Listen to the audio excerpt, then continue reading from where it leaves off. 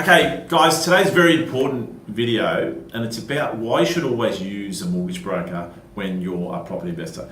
I'll say it again, you should always use a mortgage broker when you're a property investor. Now, some people, when they're investing in property, in the early days, they think that they're going to save money by going directly to their bank. And often you will. You'll save a couple of percent here and there, that's fine. However, how do you know if you're going to the right bank in the first place?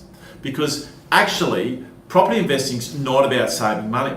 If you just try and save money, all you'll do is, delay the time when you run out of money, right?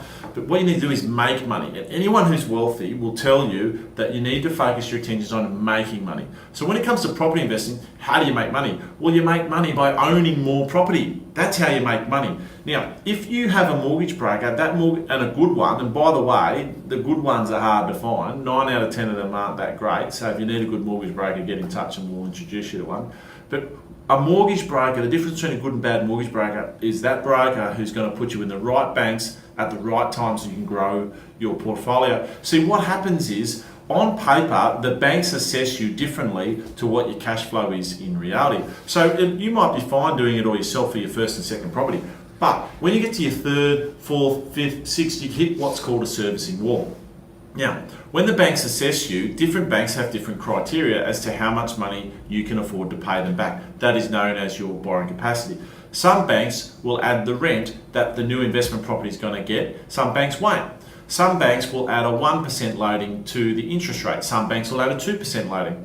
Some banks will calculate it on interest only. Other banks will insist on calculating it at principal and interest. Some banks will only give you 75% of the rent. Some banks will give you more. Some banks will let you use your tax return as a form of income. Some banks won't. And a good mortgage broker knows all the rules for these different banks, where and when. And that is why having a mortgage broker is so important, because what's going to happen is you're going to hit this thing called the servicing wall, which is, on paper, the banks think you can't lend any money anymore, and they won't, even though you've got equity and you've got the cash flow in real life, no one will lend you the money and you can't get that extra property. And when the market moves, you've only got one horse in the race instead of two.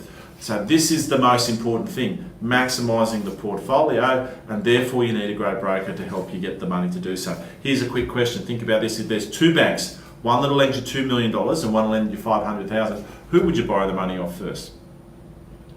The correct answer is the $500,000 bank. Now, most people, 9 out of 10 people who ask that question, say the $2 million bank, but they are incorrect. Because if I go and borrow 500 grand from the $2 million bank, when I go back to the second bank, or the first one that will only do 500, they won't lend me the money anymore because I've already borrowed that amount from someone else. So now my borrowing capacity with them is 0, and my borrowing capacity with the other bank is 1.5 million.